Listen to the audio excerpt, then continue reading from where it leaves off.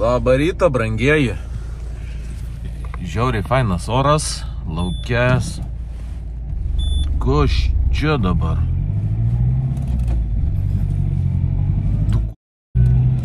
DPF klaida.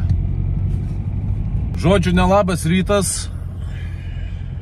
Ankstyvas, pakankamai gaivus, 2 laipsniai šilumos tik tais. Bet važiuojam su endurkiam, tai šalta tikrai nebus. Tai va, iš karto tipsas vienišiem žmonėm. Jeigu norite bendravimo, rasti bendraminčių, perkat endurkę. Aš įdėjau postą, kad rytoj važiuoju į Pakatuškę. Tai abel kiek atsirado norinčių kartu lėkti. Su specais aš aišku nevažiuoju. Varau su nūbais. Tai sakė, bus nūbai. Tikiuosi, kad bus nūbai. Nes visiškai nėra noro vilktis iš galo, stabdyti hebrą ir gadinti jiems nervus.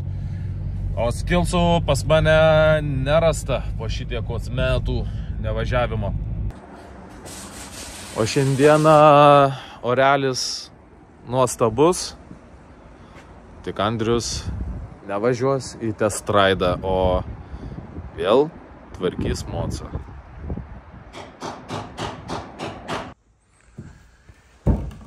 Tai žiūrėkit.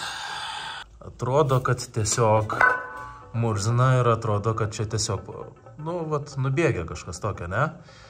Bet jeigu geriau įsižiūrėsit, pamatysit, kad čia yra lopas.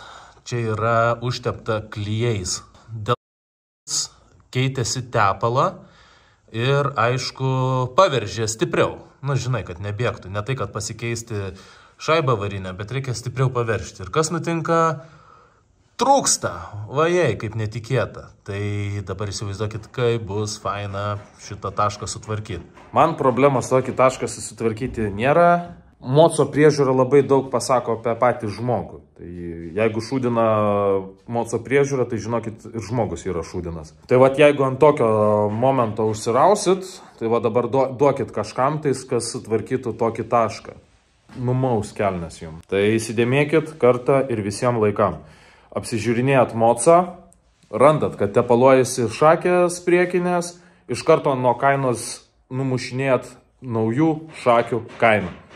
Jeigu randat, kad lygina kažkur tai tepalą variklis, apsisukat ir varot von, jeigu nesat patys meistrai. Jeigu atsisėdi ant moco ir lėtai ramiai važiuoji ir voblina vairas, pradeda sukinėtis į šonus, arba mocas jisai nenori stovėti lygiai, giroskopinė jėga jo nepriverčia važiuoti lygiai tiesia ašimi, neperkat moco, nes tada gali būti tilteliai kreivi, šakės kreivos, baisiausia, kas gali būti rėmas kreivas. Nepasimaukit ir nepirkit šūdo, jo labiau nepirkit šūdo už brangiai. Čia yra šiūpas, tepalui matuot, bet tai yra labai prastai, kada tu nori matyti, ar yra pastavyti ant tam variklį tepalo, nėra ten tam tepalo. Tai ką su mislijų, aš kadangi pripratęs esu prie akutės, kad pasičekint, kiek čia to tepalo lygio, ar yra ten to tepalo, gal jau šis nėra, nusprendžiau dėti šį čia akutę. Va, kaip pas mane bandyti, kad yra. Va, radau akutę, dabar reikia tik tais pritaikyti. Ok, šį čia prikonstruota, galima žiūrėti į kitą pusę. Kitoj pusėje tepalo akutė irgi padaryta, tai dar vilties neprarandu. Tepalo lyg jau ir nebeleidžia, jeigu ir leisti tenais minimaliai rasos. Svarbiausia, kad nėra, kad kabėtų lašai. Apsižiūrėjau, niekur ir antifrizas, niekur niekas nedrėksta. Tai panašu, kad jau viskas. Kraunas kuprinė, kraunas GoPro. Reikia susiieško dar šarvus kažkur tais turėtų būti pas mane užslėpti ant aukšto. Nusivalyti dulkės. Išsirankioti iš batų peles numirusias. Laikas testuoti aparatą. Išvažiavau ir jaučiu, kad neįsimeta antras bėgis. Aš pasižiūrėjau, kad į neutralkę eina išmest, o į antrą bėgį ir aukščiau esančius neina. Pasirodo, mano padaryta apsaugėlė varžtas liečia kojelę ir kad įmesti kitus bėgius tiesiog maišo varžtas. Tai nusukau tą dalyką, tą apsaugėlę. Tada važiuot prisiminiau, kad šplinto neįdėjau į galinio stabdžio kojelę. Tiksliau ne šplinto, o fiksacinį žieduką. Vėl grįžau atgal, įdėjau žieduką. Tai žodžiu, tada sugalvojau, kad reikia pasimti dar trikojį. Nu tai užsikuičiau ir jau manęs chebra laukia. O aš vat grybauju. Gerai. Važiuojam greičiau iki miško. Trauka moco, tai jo. Žiauriai gera. Man patinka. Taip, kol kas esame keturiese, bet prisijungs dar prie mūsų du veikėjai. Gerai, dabar 40 minučių kelio iki kažkokio tais aerodromo. Pirmi įspūdžiai DRZ-škės tai yra labai fainas garsas. Kaip endurkiai, labai geri stopai. Važiuoklė dabar susiminkštino, tai irgi faina. Labai blaško vėjas. Būt gerai rasti prie įvažiavimo kažkur kažkokią balą, kad legalizuotųsi numeriai. Įpučiau dabar virš 1,5 baro į abi dvi padangas. Tai jau kur kas geriau stovi ant asfalto. Kaži kaip čia bekelyje su tokiu slėgiu. Va, ko norėtųsi, tai žemiau esančių pakojų. Tai čia vienas iš laukiančių modų. Kažkaip visai neplanuotai čia šį savaitgalį gavosi išvažiuoti. Tai nespėjau susitvarkyti draudimo. Būt gerai nenukristi ir nesusilaužyti nieko. Šiandien važiuosiu ramiai. Autostrada eina važiuoti 130, bet jau toksai rikdymas variklio. Įtarimą turiu, kad gražinsime mes atgal 4 dantim mažesnę žvaigždę, kas iš karto pagreitins perdavimą. Nežinau, kiek man reikia tiek tos galios miške, bet top speedas didesnis iki vietos davažiuoti tikrai yra geriau. Nu ką, reikia pabandyti. Va Jėzau, čia dar labiau suliukas negu mano.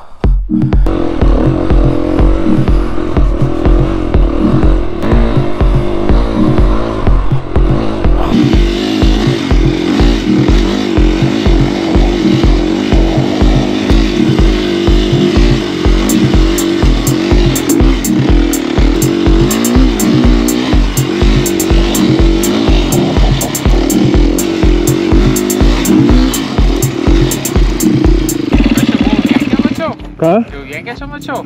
Nu taip. Jau drąsiau negu kaip kartą, ne? Ką? Jau drąsiau.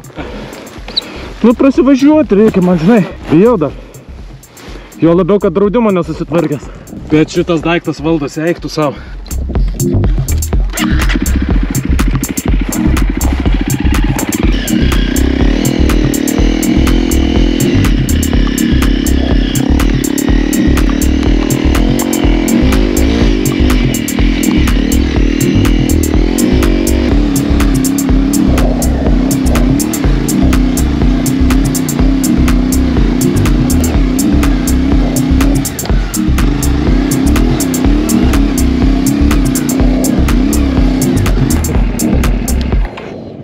Man per sunkus. Girdit? Jis visą tą su KTM net nepabėgo. Girdi? Velė vėlinuką KTM-as. Ai,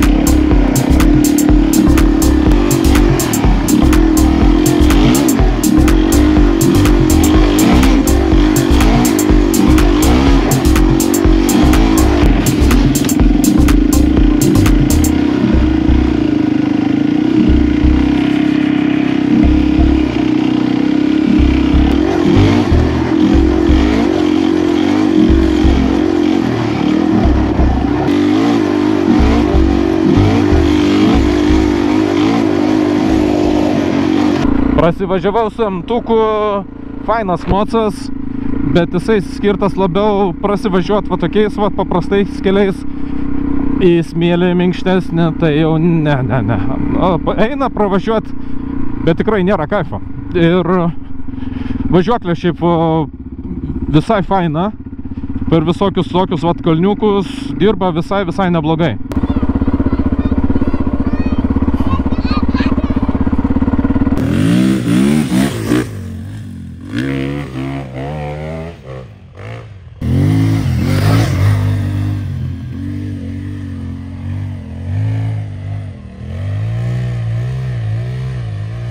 O tai.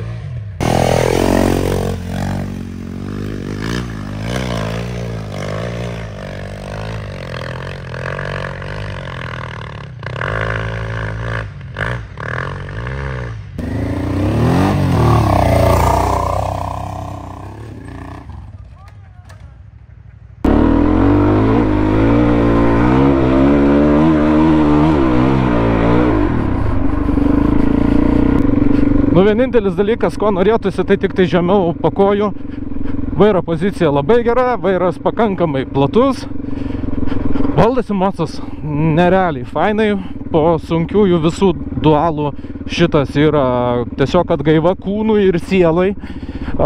Stabdžiai, viskas yra daugiau negu kad reikia endurkiai. Nėra jokių važiavimą gadinančių ABS-ų. Po šito sėsti ant CRF-o 300-inio iš karto jaučiasi, kad tenais stipriai mažiau galios. Svoris truputį didesnis jaučiasi, šitas vizualiai atrodo platesnis, gal priekis jisai yra platesnis, bet iš esmės pats mocas yra lengvesnis. Tai ar imti DRZ ar CRF-ą, man asmeniškai klausimų nekyla, vienareikšmiškai DRZ. Va, per tokias šakutes su sunkiu softu, su GS-u jau važiuoji ir galvoji, kaip čia nepamest moco. Su tokiu kaip mano, tai taip net nusistebi, ant kiek yra viskas paprasta. Dabar važiuoju vos ne laisvais ūkiais, 5 pavara. Va, galinis ratas sukasi. Tai visas torkas nuo pat apačios. Nice. Sėdynė, galvojau, bus nepatogesnė, bet irgi visai nieko. Nežinau, kiek čia mes tų kilometrų nuvažiavom. Pasirodo, mano pataisymas speedometro ne visai pasiteisino. Greitį rodo, bet kilometražas sukasi tik tais bendras ir nepasižiūrėjau, kiek aš čia startavau, su kiek kilometrų. Reikės truputėlį persižiūrėti. Tai, nu, bet vis tiek važiuojam jau kokias 3 valandas, gal 4. Visiškai jokio subinės nuovargio. Keista. Nu, va, jau su GS-u tokioj vietoj straglas. Nereikia, viskas gerai.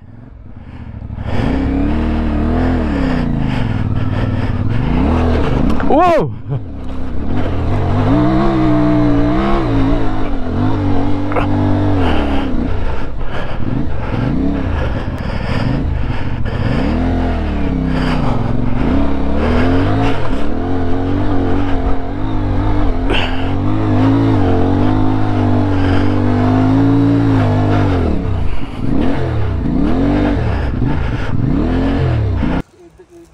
Viskas, pirmas kartas nuverstas mocas.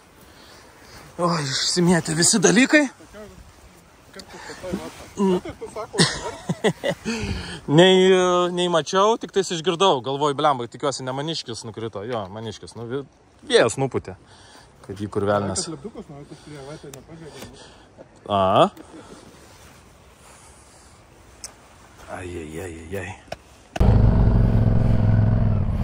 Žodžiu, šitą kalniuką tik tais aš, CRF-as ir Beta važiavom, kiti kažkodėl nepasirašė.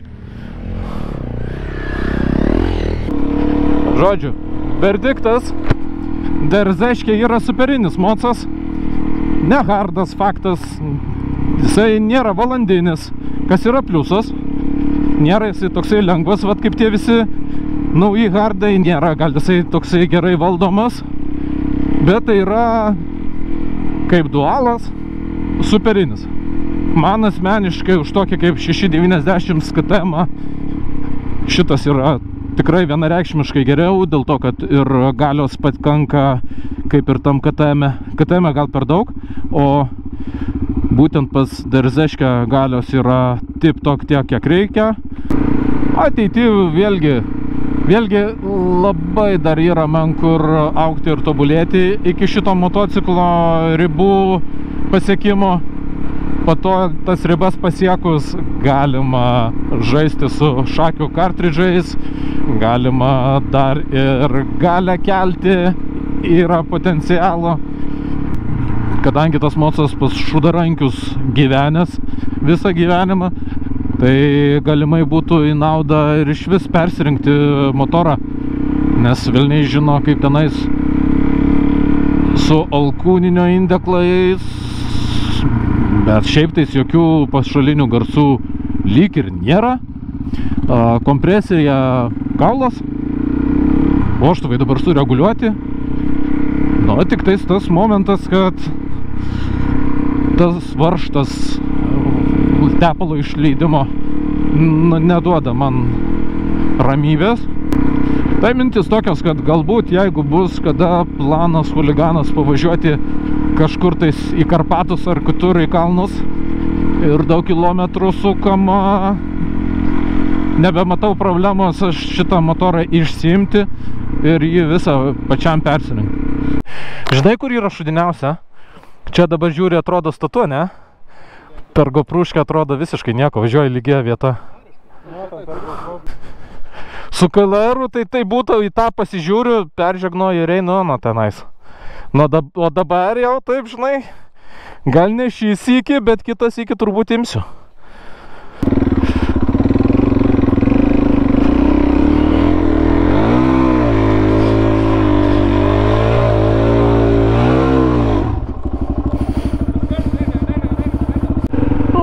Kačerginės Nemuno žiedas.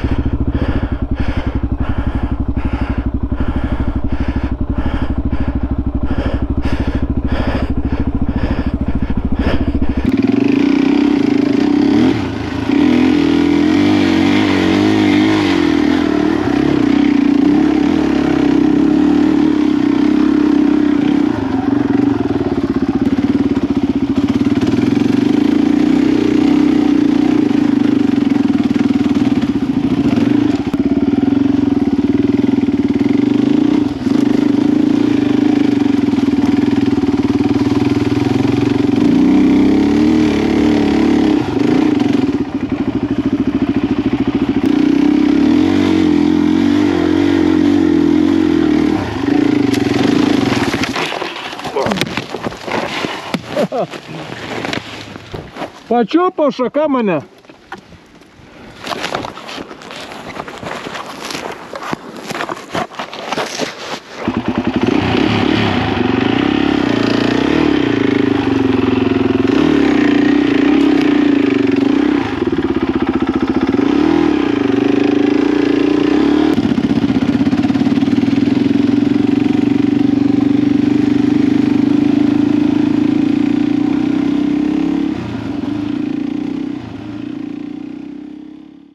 Tai aš jau po darzeškės testinės pakatuškės, nelabai sekėsi man iš tikrųjų nufilmuoti normaliai visą tą prasivažiavimą mano, dėl to, kad aš labai skubėjau, tiesiog ekspromptu taip susimečiau kamerą ir išlėkiau. Na ir aišku, nepasižiūrėjau nustatymų, jie yra tokie sausau, reikėjo fišaisą darytis, gavosi kaip gavosi, bet kažkas liko, kažkas matysis.